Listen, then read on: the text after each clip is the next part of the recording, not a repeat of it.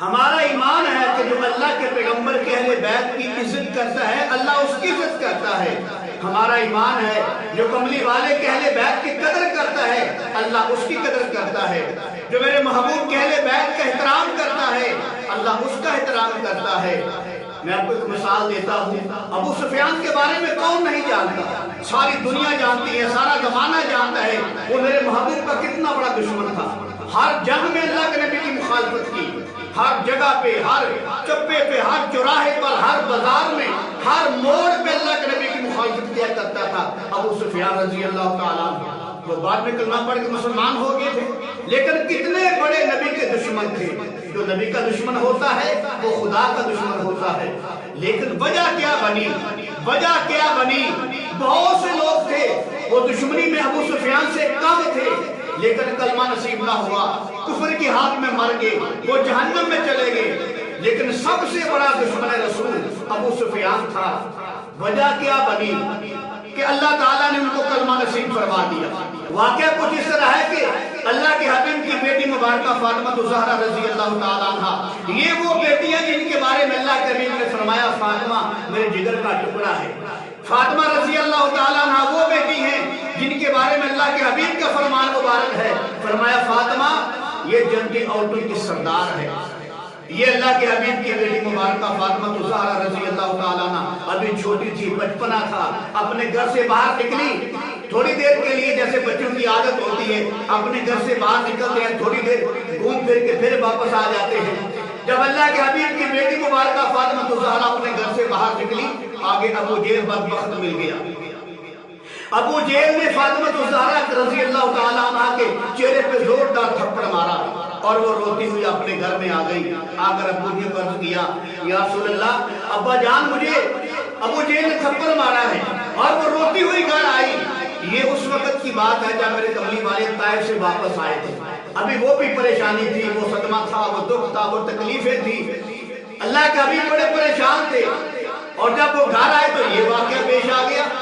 ابو جہل نے جب فاطمہ الزہرا کے چہرے پر تھپڑ مارا، جب وہ گھر آئی تو ابو جان کو بتایا تو اللہ کے حبیب نے فرمایا بیٹا ایسے ہی چلی جاؤ، جا کر اپنے چاچو ابو سفیان کو بتاؤ، ابو سفیان کو کہو کہ ابو جہل نے مجھے تھپڑ مارا ہے، اور ایسے ہی چلی جاؤ۔ میرے محبوب کے کہنے کے مطابق فاطمہ الزہرا رضی اللہ تعالیٰ عنہ باہر نکلی، ابو سفیان کے پاس گئی، کہا چاچو جی مجھے ایسے ابو جہل نے تھپڑ مارا ہے، میں گھر گئی تھی روتی روتی، میرے ابا جی نے مجھے آپ کے پاس بھیجا ہے کہ جاؤ جا کر ابو سفیان کو بتاؤ کہ مجھے ابو جہل نے تھپڑ مارا ہے۔ جب ابو سفیان نے دیکھا کہ ایک بچی کو، چھوٹی بچی کو، معصوم بچی کو ابو جہل نے تھپڑ مارا ہے، ابو سفیان کو بڑا غصہ آیا۔ اگرچہ وہ پیغمبر کے دشمن تھے، دن رات پیغمبر کی مخالفت کرتے تھے، لیکن وہ غیرت مند تھے۔ وہ کہنے لگے اچھا میرے ہوتے ہوئے، ہمارے ہوتے ہوئے آپ کے چہرے پر، ایک معصوم بچی کے چہرے پر ابو جہل نے تھپڑ مارا ہے، یہ کون ہوتا ہے ایسا کرنے والا؟ ابو سفیان رضی اللہ تعالیٰ عنہ فاطمہ الزہرا کو ساتھ لیا، انگلی پکڑی، اس جگہ پہ لے گئے جہاں ابو جہل بیٹھا ہوا تھا، اپنے دوستوں کے اندر گپ شپ لگا رہا تھا، باتیں کر رہا تھا۔ ابو سفیان رضی اللہ تعالیٰ عنہ نے فاطمہ الزہرا کی انگلی پکڑی ہوئی تھی، جب وہاں پہنچے تو دیکھا ابو جہل بیٹھا ہوا ہے، تو ابو سفیان نے فاطمہ الزہرا کو کہا بیٹی اس کے چہرے پر تھپڑ مار، مار اس کے چہرے پر تھپڑ، اس خبیث آدمی کے منہ پر تھپڑ مار جس نے تجھے تھپڑ مارا ہے، اس کا بدلہ لے۔ تو بچی تھی، وہ چھوٹی تھی، بچی تھی فاطمہ رضی اللہ تعالیٰ عنہ، وہ شرما گئی، وہ جھجک گئی کہ میں ان کے چہرے پر تھپڑ ماروں گی۔ ابو سفیان نے پھر کہا میں پیچھے کھڑا ہوتا ہوں تو اس کے چہرے پر تھپڑ مار، یہ بات کرے گا، اٹھے گا تو میں اس کا علاج کروں گا۔ جب دوسری مرتبہ ابو سفیان رضی اللہ تعالیٰ نے یہ بات کہی تو فاطمہ الزہرا رضی اللہ تعالیٰ عنہ نے زوردار تھپڑ جو ہے ابو جہل کے منہ کے اوپر مارا، تماچا مارا ابو جہل کے منہ پر، اور ابو جہل جو ہے ایسے اس نے پیچھے مڑ کے دیکھا تو ابو سفیان پیچھے کھڑے تھے۔ پھر ابو سفیان نے کہا تمہیں شرم نہیں آتی، تمہیں حیا نہیں آتی کہ محمد مصطفیٰ کی بیٹی کو جو بچی ہے، ابھی معصوم بچی ہے، تو نے اس کے چہرے پر تھپڑ مارا ہے؟ اگر جرت ہے تو ہاتھ لگا کے دکھا۔ ایسے نیچے منہ کر کے بیٹھ گیا، دوبارہ چہرہ اٹھانے کی جرت نہیں ہوئی۔ جب یہ معاملہ ہو گیا تو اللہ کے پیغمبر کی جو بیٹی مبارکہ فاطمہ زہرا رضی اللہ تعالیٰ عنہ گھر گئی، گھر جا کر سارا معاملہ بتایا کہ ابو جی ابو سفیان مجھے انگلی پکڑ کے لے گئے تھے، وہاں لے کے گئے جہاں مجھے بیٹھا ہوا تھا، اور مجھے کہا کہ اس کے چہرے پر تھپڑ مارو، میں نے اس کے چہرے پر تھپڑ مارا، جب اس نے منہ اٹھا کے دیکھا تو اس نے پھر دوبارہ منہ نیچے کر لیا تھا۔